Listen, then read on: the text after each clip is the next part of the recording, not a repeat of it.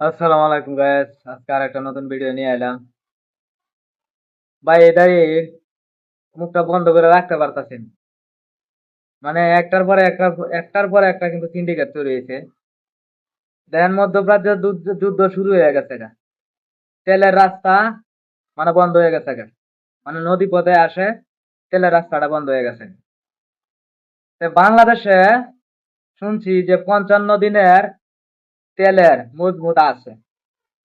ঠিক আছে, এই 55 দিন তেলের মজুত থাকার সত্ত্বেও দোকানদাররা বা আড়তরে যারা এই তেল রপ্তানি করে বা ডিলাররা, এরা কি করে তেল বন্দি করে রাখিয়ে মানে তেলের দামটা বাড়ায় লাইছে।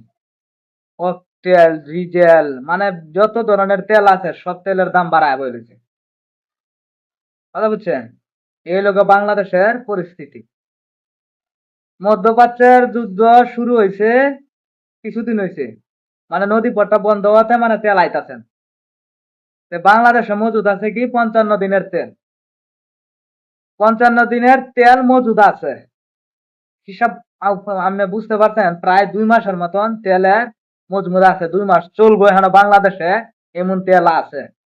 আর এই মেয়েদের দোকানদাররা কি করতেছে, আসছে তেলের দাম বাড়ায় লাইতেছে। দেখেন ডিজেল কতদিন আগে 105 টাকা লিটার ডিজেল আনা হয়েছে, এখন 140 টাকা লিটার হয়ে গেছে। কৃষকে কেমনে তেল নিয়ে জমিতে পানি দিব, আমার এটা বুঝা। মানে সিন্ডিকেটটা কোন জায়গায় তৈরি হইতেছে, সিন্ডিকেটটা এখনো ধরতে পারতেছে। সেনাবাহিনী উচিত হন মানে এসব দোকানদাররা বা ডিলাররা রে মানে উড়া ধরা বাইরে নেই আর জরিমানা ধরা হয়তো এটাই আমি মনে করি সবচেয়ে বেটার। বাংলাদেশ যে একটা সুরের বাটপার দেশ, এটা মূলত এটা প্রমাণ, এটা এখন মানুষ হারে হারে টের পাইতেছে। মানে সুর বাটপার এটা এখন কমতেছে না বাংলাদেশে। মানে এমন একটা জঘন্য পরিস্থিতি দাঁড়াইছে। কথা বুঝছেন? তেলের দাম বাড়ায় এলাই কতদিন আগে, মানে রোজার মাঝে একটা যন্ত্রণা, মানে রোজা তো শেষ না, রোজার মাঝে একটা যন্ত্রণা, সবকিছু দাম বাড়ায় এলেছে। এখন যুদ্ধ শুরু হইতে না হইতে কি করছে, তেলের দাম বাড়ায় এলেছে। 2 মাসের তেল মজুত আছে। আরে বেটা 2 মাসের তেল মজুত আছে, 2 মাস আগে শেষ কর। তেল তো এমনি আইবো, সারা জীবনের লাগে যুদ্ধ লাগে না। তেলের ব্যবস্থা তো হইব, তেল এমন না যে বিশ্বের মধ্যে তেল নাই, তেল তো আছে। তেল আইবো, মানে যুদ্ধে পরিস্থিতির কারণে মানে মানে নদী পথটা চলাচলটা বন্ধ হয়ে গেছে। ঠিক আছে, আর এমনিতে আমরা বাঙালিরা কি করতেছে, তেলের দাম বাড়াইছে। অন্যান্য রাষ্ট্রীয় কোনো কিন্তু তেলের দাম বাড়াইছে না, কিন্তু বাংলাদেশে ঠিক তেলের দাম বাড়ায় বলে দিচ্ছে। তাহলে বাংলাদেশের পরিস্থিতি মানে কোন জায়গায় যাবেন, মানে আমি মনে হয় যে বিশ্বের মধ্যে সবচেয়ে দুর্নীতি রাষ্ট্র যদি হয়, তাহলে মানে বাংলাদেশে আছে 1 নাম্বার টপে। 1 নাম্বারে যদি থেকে থাকে তাহলে বাংলাদেশে আছে 1 নাম্বার টপে। বুঝছেন? এই দেখেন মানুষের তেলের দাম বাড়ার কারণে যে বেড়া দরকার 1 লিটার, এই বেড়া লয়ে 4 লিটার 5 লিটার লয়ে। কারণ কি জানেন? তেলের দাম বাড়ে বাড়ে যাবে দেখে। মানুষ সে কতটুক পেরাশনির মাঝে রাহে, যারা তেলের ডিলার। বুঝতেই তো পারছেন, তেল লুগায় রাখিয়ে তেল ছাড়ে না, পরে তেলের দাম বাড়ে যায়। আর ভাই আপনার আমি গলা চিল্লায় কি হইব? প্রশাসন যায় একদিক দিয়ে কমায় আর একদিক দিয়ে বাড়ায়। কথা বুঝছেন? মনে হয় যে আমি কয়েকটা ভিডিও আজকে দেখছি, দোকানের মাঝে তর্ক বিতর্ক হইছে। তর্ক বিতর্ক হইছে তেল নিয়ে। এইরকম যদি হয় তো মনে হয় যে কৃষক কিভাবে বাঁচবো। আর এই যে আইতাছি ঈদ, ঈদের মাঝে বাসের মাঝে মনে হয় লাগবে তেল। মানে তেলের দাম যদি বাড়তে থাকে গাড়ি ভাড়াও তো বাড়ায় না। কিছু করার আছে বেড়া, তো পুষানি লাগবো, না পুষালে তো বেড়া না গাড়ি চলতো না। পরে তো কইবেন যে গাড়ির মালিকরা ভাড়া বাড়ায় আনাইছে। মানে তেলের দাম যদি বাড়ে তাহলে গাড়ি ভাড়ার দাম তো এমনি বাড়ায়। কোন দেশে যে আমরা বসবাস করতেছি বুঝতে পারতাছি না। এই দেশে সরকার যদি 100টাও পাল্টায়, আমার মনে হয় না দেশ দেশ ঠিক হইব। খালি যে সরকারের দূষণ, সরকারের কয় দিক দিয়ে দেখবো। দুজুর ব্যবসায়ীরা এরকম করে তো জনগণ কিভাবে চলবো? রাস্তাঘাটে সিন্ডিকেট এতদিন চলতে, দোকানের মাঝে সিন্ডিকেট চলতেছে। কতদিন আগে গ্যাস লিয়ে নানা মানা, গ্যাসের দাম বাড়ায় 2400 3000 পর্যন্ত গেছে গা।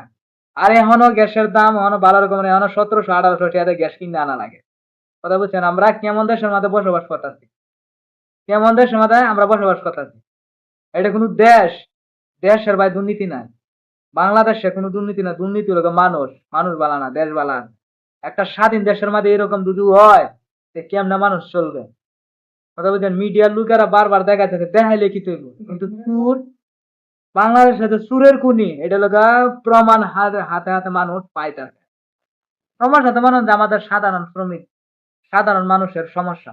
কারণ আমরা মনে হয় যে এই 1 বিঘা 2 বিঘা জমি করি, এই জমির মাঝে মানে তেল লাগে, মানে এইসব জমির মাঝে যদি এত টাকা তেল দিয়ে যদি আমরা জমি চাষ করি, তাহলে কয়টিয়া লাভ মান পাবে?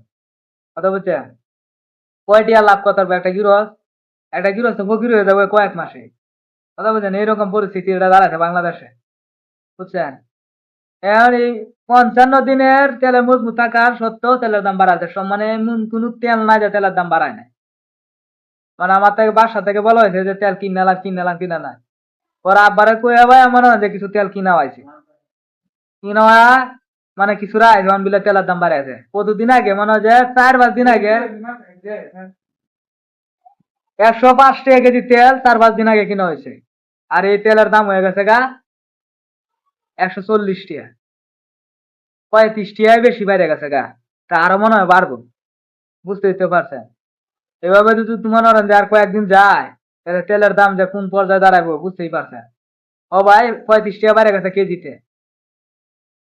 তখন মনে হয় যে আর 1 সপ্তাহ যদি যায় তাহলে মনে হয় যে আরো হয়তো কত বাড়বো, এটা হিসাবের বাইরে।